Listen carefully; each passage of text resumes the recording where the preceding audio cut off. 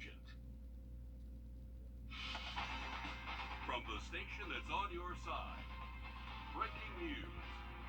We are tracking breaking news right now at the federal courthouse where the jury is deliberating in former Augusta Commissioner Sammy Sias's federal trial. Sias faces 2 federal charges, one for destroying public documents, the other for lying to a federal agent. And today, Sias took the stand in his own defense. The defense talked about Sias's character. They said he's someone with lots of military service and he served in the community for a long time. Then the prosecution asked Sias if the 7,000 files from his computer were deleted by him. He said, if they're not there, then I agree with you. And said August 5th, around the time this happened, it was his birthday and he was having fun. Now the jury has heard both sides and is weighing a decision in this case. We don't know how long that deliberation could take, but we do know that he faces up to 20 years in federal prison if he is proven guilty. It's been just over a week since deputies say Jaquire Allen shot and killed Keisha Gator at the Knights Inn Hotel on Boy Scout Road. Tonight, family tell us she was transgender and went by Keisha Chanel. So far, the Richmond County Sheriff's Office has been pretty tight-lipped on any other details, but we do know 22-year-old Jaquire Allen is charged with her murder. Friends say Keisha was an advocate in the LGBTQ plus community. The Human Rights Campaign says her killing is at least the 21st transgender or non-gender conforming violent death this year alone. They say last year, nearly 60 people in the transgender community were killed. Our Will Rio sat down with friends of Keisha's today to find out more about who she was. Well, they say Keisha was a shining light in the transgender community. She was known as someone who was outgoing and was just starting to get involved in that community. Now, recently, Georgia is seen as a hotspot for crimes against transgender people. Friends and family say they could have never seen something like this happening to Keisha, and that this trend of violence needs to stop in our community. I was shocked, and I just couldn't believe that this was someone that I had met, that this had happened to. Keisha had a huge part in the community in Columbia and was beginning to really embrace Augusta. It was a sobering moment for friends of Keisha Chanel. She was so alive and so vivacious. To hear and see the 26-year-old had been shot and killed at the Knights Inn Hotel in Augusta. Just seemed like the kind of person that everyone would want to talk to, everyone would want to meet and spend time with. According to the HRC, or the Human Rights Campaign, homicide cases like Keisha's are increasing at an alarming rate. It's terrifying. I mean, I've always known that the list is growing. Chloe sat down to share her journey making her transition. It's kind of like having an epiphany moment where you finally feel like yourself, like you discover yourself. But she says that comes with a terrifying reality. In less than 3 years, Augusta saw 3 transgender homicides. Seeing it very close to where I live now is honestly terrifying. According to HRC, last year marked the deadliest year for gender-diverse people. Do you feel like your life's in danger at any point here because of who you are? Yes. HRC reports fatal violence affects transgender women of color, primarily Black transgender women. Just knowing that it's a possibility and that our girls are out there at risk and trying to survive when things are already hard enough, it's just heartbreaking. She says it's hard to change the minds of people who don't want to listen, but is sharing her message to the one person who might be. We're just human. We don't want to hurt anyone. We're not trying to change anyone. We're just trying to be happy like everyone else and survive. Well, friends and family are having a vigil for Keisha this Sunday at 7:30 in the evening. There's a Facebook group called Vigil for Keisha Chanel Jeter on Facebook where you can message the people coordinating it to find out more details about that. All right, thanks for sharing her story, Will. New this evening, the Burke County Sheriff's Office says they are looking to question Randall Johnson in the missing man Simon Powell's case. Deputies say he has connections in Augusta, Waynesboro, and North Carolina. Powell has been missing for 6 years now. Johnson is the second person the Sheriff's Office is looking to question.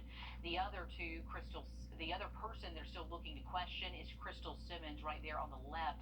So far, Stacey Welch and Mitchell Lambert are the only 2 charged in Powell's disappearance. Both are charged with murder, armed robbery, and kidnapping. 10 minutes. Our crews are on scene at a multi-car crash in Aiken County right now. Lanes on Charleston Highway near Old Tory Trail are blocked. We're told they're going to be blocked for quite a while. South Carolina Highway Patrol is out there as well. Dispatch tells us there are some injuries, and we're working to find out how bad those are. But again, as you can see out there, not a lot of movement, but I apologize. I think this is a photo that was sent in. But again, the lanes are blocked on Charleston Highway. This is right near Old Tory Trail. Civil rights attorney Ben Crump now representing the family of a Hancock County woman who died in Sheriff's Office custody earlier this month. Today, family of Breonna Greer and Crump spoke out about the arrest just days after the GBI released an updated report. In that report, the GBI says the back door of a deputy car that Greer fell out of was never closed. They try to assassinate their character, so they say, well, Breonna isn't worthy of your consideration. Now we got to raise these kids and tell them a story, and I'm not planning on telling no lie. I want to tell them the truth. The sheriff's office says they were responding to a call from Greer's parents who say she was behaving abnormally. Greer's family says she has a history of mental illness. So far, the GBI and the sheriff's office have not told the public about any possible discipline for law enforcement involved. For the Aiken horse community, it has been a long road since their equine rescue went up in flames last April. The rescue says it lost more than $100,000 in supplies to the fire. That's on top of losing their barn. The rescue has helped horses for well over a decade and has found more than 1,400 horses adoptive homes. Today, they are showing off all that progress as they work towards a new rescue center. Our Sydney Hood gives us a sneak peek. 3, 2, 1, dig. It's a day Jim Rhodes thought he would never see. So to think that we're here today, no, I was ready to put my feet in the sand and just kind of give up. After a fire destroyed his rescue barn last year, Rhodes and his company at Equine Rescue Center of Aiken are breaking ground for new beginnings. It is a dream come true for us. It's a dream come true to know that we have a place to help animals and a place for our programs. The Rescue Center helps horses and animals find forever homes. It also helps the community by lending a helping hand. Now, the community is giving one back. We lost all our medical supplies. We lost all our everything. We almost lost a horse. It could have been a lot worse than what it was. Material things, because of the community, will be replaced. Something that is irreplaceable are horses like Whistle. He sustained burns down his back the night of the fire. Today, he is back and ready for a second chance. Well, our main purpose is not to take horses in and keep them. Our main purpose is to take horses in, get them ready for a second chance. And now the Rescue Center is ready for its own second chance. In Aiken, Sydney Hood, on your side. If you want to help the rescue as they build back, you can head to their website. You can get your name engraved on a brick that goes on the entryway to the new barn. We'll have info on how to do that linked on our website. Happening right now, Mayor-elect Garnett Johnson is hosting his first Food Truck Fridays in South Augusta. This is a live look at the family event right at his campaign headquarters on Windsor Spring Road. You can see those bounce houses. You can see some businesses up out there. There's also food trucks. There they are. These will happen every third Friday of the month. You can see a lot of families already out there having fun. It's free to get in. You do have to bring money if you want to buy from the food trucks or things like that, but you've got plenty of time to make it out. The event goes until 9 tonight. Also happening right now, your chance to get a replica Braves World Championship ring, and they look pretty good. Gates are open at SRP Park right now for the Green Jackets game. To get a ring, you have to be one of the first 1,000 fans in line, and our Alyssa Lyons is live there now. And Alyssa, it seems like the line is pretty long, so what are my chances of running down there and grabbing one?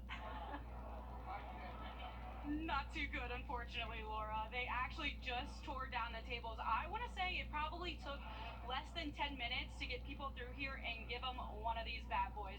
A lot of people feeling like a champion today. Let's get to it. Let's look at this. I mean, it's pretty incredible. It looks like the real thing. It feels like the real thing. It's just as heavy as the real thing. It has the A on top. Look at that. Then we got a little bit of the Braves on the side. And then I'm going to spin this around one more time. We even got the pearl there for you, just like the real World Series ring. It even comes with this nice little holder, and it is heavy. We had grown men and little men already jumping, just saying how excited they are. We know school is coming up too, and one of the little boys told me that he will be waking up to this every single morning before school. I don't know a better way to start the morning other than that. And I don't know how many carrots this is, but if you are hungry, they do have the big pig hot dog. So if you are hungry, grab that. Yeah, that sounds delicious. I mean, breakfast of champions right there, right? You get some Wheaties, you look at your ring, you ready to take on algebra. I mean, there you go. All right, looks good, Alyssa. I'm going to have my eye on that if it makes it back to the station, since you are a, not Braves fan. Okay, here we go. Taking a look at school supplies. We know the prices are climbing. Don't worry, plenty of giveaways out there. We're going to tell you where you can go to get what you need coming up. Riley? Well, we are still tracking a good, strong thunderstorm just outside of Clarksville Lake, approaching northern McCormick and Lincoln County. Update on radar and that weekend forecast just after the break.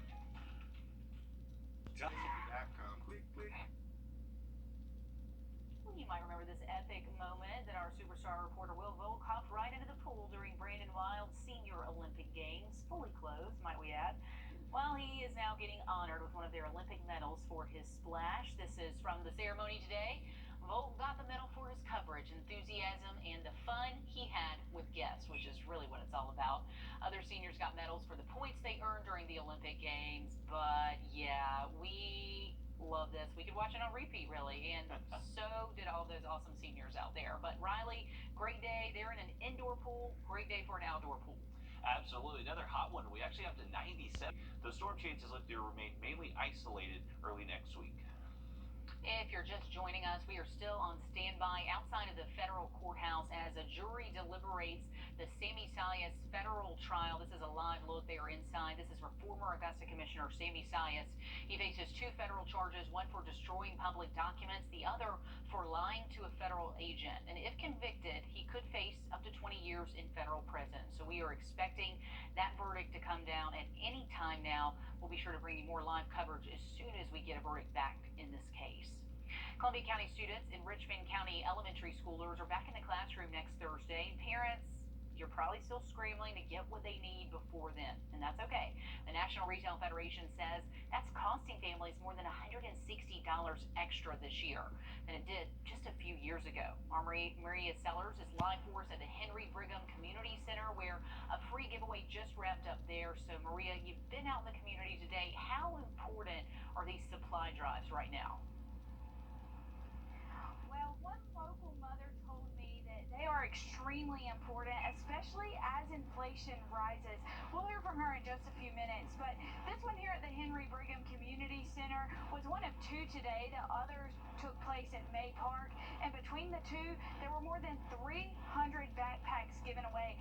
And as I said just a few minutes ago, we spoke to a local mother who says these giveaways make a huge difference.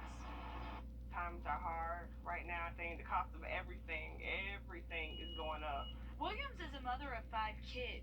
She says events like this make a difference. It's a lot. So events like this that help the communities for, mothers like me, it definitely helps. It's definitely a blessing. The National Retail Federation says families spend more than $800 on school supplies. The Augusta Partnership for Children says their goal is to ease that burden just a little. Kids need to have the tools and support so that they can become educated, healthy, responsible adults. So it is very important to us. That is our vision. That's what we see. Another giveaway hosted by Augusta University's Healthy Grandparents program is easing the burden for grandparents who take care of their grandchildren. When you've got 6 school-age children that you're having to raise and you're having to buy book bags, school supplies, school clothes, it can add up quick. Patton says he felt the impact of inflation when buying the school supplies for the giveaway. So helping grandparents send their kids to school this year is critical. We just want to try to help get the kids off on a good start at the beginning of the school year, but also maybe take a little bit of the financial burden off the grandparents as well. Yeah, and Patton says this giveaway would not have been possible without the support from donors in the community as well. And Hillman said the same thing. She says that she's very grateful for their partner support who provided so many resources to help pull off the May Park giveaway. It is tough for so many to make ends meet right now, Maria. Thanks for showing us how the community is filling those gaps. Taking a look at a few of those others that you can scoot to this weekend. Tomorrow from 10 to 1, there's a giveaway in the James Brown Arena. Also tomorrow from 11 to 1, there's a back-to-school bash on Broad Street. They'll have free school supplies, toiletries, and free haircuts. Next weekend, Aiken Tech, they're hosting a book bag drive. It's from 9 to 12. We have a list of supply drives up for you on our website. The start of a new school year, we know, can be overwhelming for parents, but also for kids. Coming up, a look at resources available for families. Whether it's safety, fitting in, or just before. Thinking family owned from this generation and generations to come. Bath Fitter is here for you. For your free in-home estimate, call Bath Fitter today. Whether it's safety, fitting in, or just before school nerves, kids' mental health should be at the front of the priority list heading into the new school year. Our Nick Veland spent the day seeing what options are available for families. The new school year brings, to make it simple, a lot of new things. New environment, meeting new people, new teachers, new expectations, and school is work for kids, and there's always that anxiety that I might not be up to the task. Dr. Dale Peoples from the Medical College of Georgia says it's normal to feel a little anxious with the start of the year. That anxiety also can create some issues. Anxiety becomes a detriment when it starts getting in our way. It stops us from doing what we want to do. That's when we've got worries or concerns. Parents should be on the lookout for if their child struggles to eat or sleep or don't talk as much. Dr. Peoples says it helps for kids to do fun activities before class, talking with their favorite teachers, and making the prospect of school attractive to them. It's important to keep your child at school even if they want to come home. If you retreat from the anxiety, it's going to reinforce it. For students, it's just important to remain positive. Try to focus on the positive, what you're excited about, things you're looking forward to this academic year, and for the majority of them, it's going to be a great year. Reporting in Augusta, I'm Nick Veland on your side. All right, thanks for that, Nick. We're going to have more news coming up right after this break.